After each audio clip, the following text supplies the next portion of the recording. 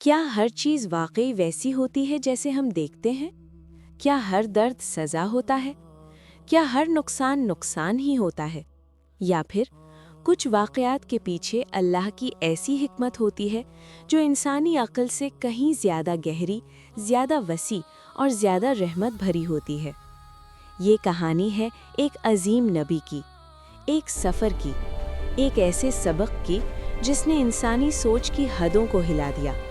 یہ واقعہ سورہ الکہف میں بیان ہوتا ہے۔ یہ ہے حضرت موسیٰ علیہ السلام اور اللہ کے ایک خاص بندے کے درمیان ملاقات کی کہانی، جسے ہم الخضر کے نام سے جانتے ہیں۔ السلام علیکم ورحمۃ اللہ وبرکاتہ۔ اگر آپ زندگی کے ان واقعات پر سوچنا چاہتے ہیں جن کا جواب فوراً نہیں ملتا، اگر آپ قرآن کی کہانیوں میں چھپی اللہ کی حکمت کو سمجھنا چاہتے ہیں، تو آپ بالکل صحیح جگہ پر ہیں۔ ویلکم ٹو برکہ سٹوریز، جہاں ہم قرآن، صبر اور یقین کی روشنی میں زندگی کو سمجھنے کی کوشش کرتے ہیں۔ ایک دن موسیٰ علیہ السلام بنی اسرائیل کو خطبہ دے رہے تھے۔ لوگ ان کی بات غور سے سن رہے تھے۔ ان کا علم، ان کی حکمت، ان کا رتبہ سب پر واضح تھا۔ زمین پر سب سے زیادہ علم والا کون ہے؟ زمین پر سب سے زیادہ علم والا کون ہے؟ انہوں نے اپنے علم کے مطابق جواب دیا، لیکن انہوں نے یہ نہیں کہا اللہ عالم، اللہ بہتر جانتا ہے۔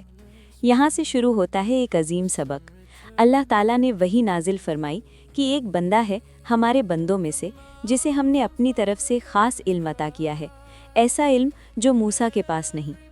یہ سن کر موسیٰ علیہ السلام کے دل میں شوق پیدا ہوا، تکبر نہیں، انکار نہیں، بلکہ تلاش۔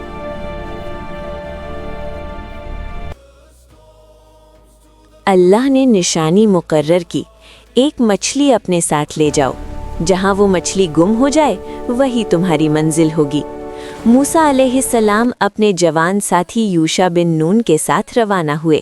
سفر لمبا تھا، زمین سنسان، سمندر کے کنارے پتھر، ہوا کا سناٹا۔ وہ ایک بڑی چٹان کے پاس رک کر آرام کرنے لگے۔ مچھلی ان کے پاس تھی، مردہ اور نمک لگی ہوئی۔ لیکن اللہ کا حکم جب آتا ہے تو اسباب بدل جاتے ہیں۔ مچھلی زندہ ہو گئی اور سمندر کی طرف ایک عجیب طریقے سے راستے بناتی ہوئی چلی گئی۔ یوشع نے یہ منظر دیکھا، لیکن جب موسیٰ علیہ السلام اٹھے اور سفر جاری رکھا تو وہ بتانا بھول گئے۔ وہ آگے چلتے رہے۔ تھکان محسوس ہونے لگی۔ موسیٰ علیہ السلام نے فرمایا، ہمارا کھانا لاؤ، اس سفر نے ہمیں تھکا دیا ہے۔ تب یوشع کو یاد آیا۔ انہوں نے کہا، جب ہم چٹان کے پاس تھے، مچھلی عجیب طریقے سے زندہ ہو کر سمندر میں چلی گئی۔ مجھے صرف شیطان نے بھلا دیا کہ میں آپ کو بتاؤں۔ موسیٰ علیہ السلام فوراً سمجھ گئے، وہی تو ہماری منزل تھی۔ وہ دونوں واپس لوٹے، قدم بقدم نشانوں کو دیکھتے ہوئے، اور پھر انہوں نے اس شخص کو دیکھا۔ قرآن کہتا ہے، ہم نے اسے اپنی طرف سے رحمت اور خاص علم عطا کیا تھا۔ یہ تھے الخضر۔ موسیٰ علیہ السلام نے ادب سے کہا، کیا میں آپ کے ساتھ رہ سکتا ہوں تاکہ آپ مجھے وہ علم سکھائیں جو آپ کو سکھایا گیا ہے؟ سوچئے، ایک نبی، ایک رسول، اولو العزم میں سے، اور اتنی انکساری۔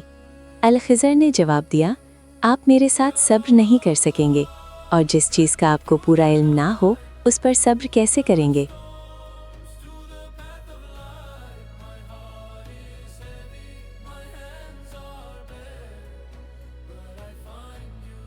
موسیٰ علیہ السلام نے کہا، انشاءاللہ آپ مجھے صبر کرنے والا پائیں گے، اور میں آپ کی کسی بات کی نافرمانی نہیں کروں گا۔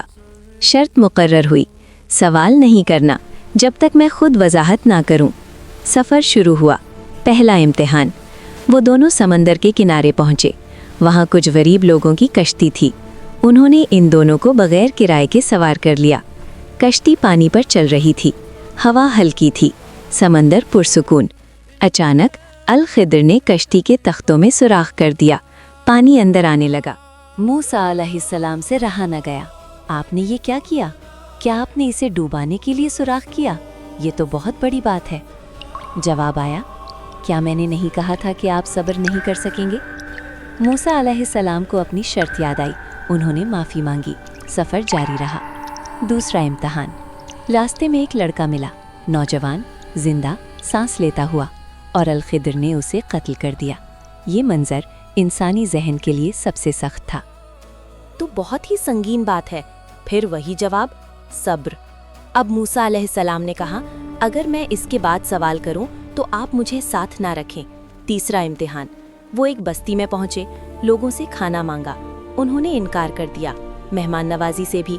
वहां एक दीवार थी, गिरने वाली, झुकती हुई, टूटने के करीब। अल खिज़र ने उस दीवार को सीधा कर दिया, बगैर किसी उजरत के।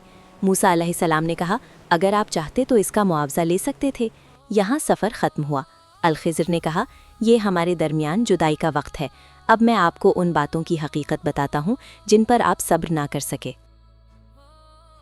पहला वाक़या, कश्ती। वो कश्ती कुछ गरीब लोगों की थी जो समंदर में मेहनत करते थे। उनके आगे एक जालिम बादशाह था जो हर ठीक कश्ती ज़बरदस्ती छीन लेता था। मैंने उसे ऐबदार कर दिया ताकि वो बच जाए। जो नुकसान लग रहा था वो निजात थी। दूसरा वाक़या, लड़का। उसके वालिदैन मोमिन थे। हमें इल्म दिया गया कि ये बड़ा होकर उन्हें सरकशी और कुफ्र में मुब्तला करेगा। अल्लाह ने चाहा कि इसके बदले उन्हें बेहतर और पाक औलाद अता करे। जो ज़ाहिरी तौर पर जुल्म लग रहा था वो रहमत थी। तीसरा वाक़या, दीवार। वो दीवार 2 यतीम बच्चों की थी। उसके नीचे उनका ख़जाना था। उनके वालिद नेक आदमी थे। अल्लाह ने चाहा कि जब वो बालिग हो जाएं तो अपना ख़जाना खुद निकालें। जो बेवजह मेहनत लग रही थी वो मुस्तक़बिल की हिफाजत थी। फिर अल खिदर ने कहा, मैंने ये सब अपनी मर्ज़ी से नहीं किया, ये सब अल्लाह का हुक्म था, ये सब अल्लाह का इल्म था, ये सब अल्लाह की हिकमत थी। यहाँ सबसे बड़ा सबक क्या है? इंसान का इल्म महदूद है, अल्लाह का इल्म लामहदूद। हम वाक़या देखते हैं, अल्लाह अंजाम देखता है। हम लम्हा देखते हैं, अल्लाह मुस्तक़बिल देख रहा होता है। कभी कभी कश्ती में सुराख हिफाजत होता है, कभी कभी कोई चीज़ छिन जाना ईमान की हिफाजत होती है, कभी कभी दीवार की मरम्मत रहमत की तकमील होती है। ये कहानी सिर्फ मूसा अलैहिस्सलाम की हर उस शख्स की है जो पूछता है, मेरे साथ ये क्यों हुआ? जब नौकरी चली जाए, जब रिश्ते टूट जाएं, जब प्लान फेल हो जाए, जब दुआ का जवाब देर से मिले, शायद कश्ती बच रही हो, शायद कोई बड़ी मुसीबत टल रही हो, शायद मूसा अलैहिस्सलाम जैसा अज़ीम नबी भी हर चीज़ नहीं जानता था। तो फिर हम किस बुनियाद पर अल्लाह के फैसलों पर जल्दी करते हैं? ये वाक़या हमें सब्र सिखाता है, तवक्कुल सिखाता है, और ये यकीन देता है कि अल्लाह की हर तदबीर में हिकमत है, चाहे वो हमें समझ आए या ना आए। ज़िंदगी के अंधेरों में जब कुछ समझ ना आए तो ये याद रखिए,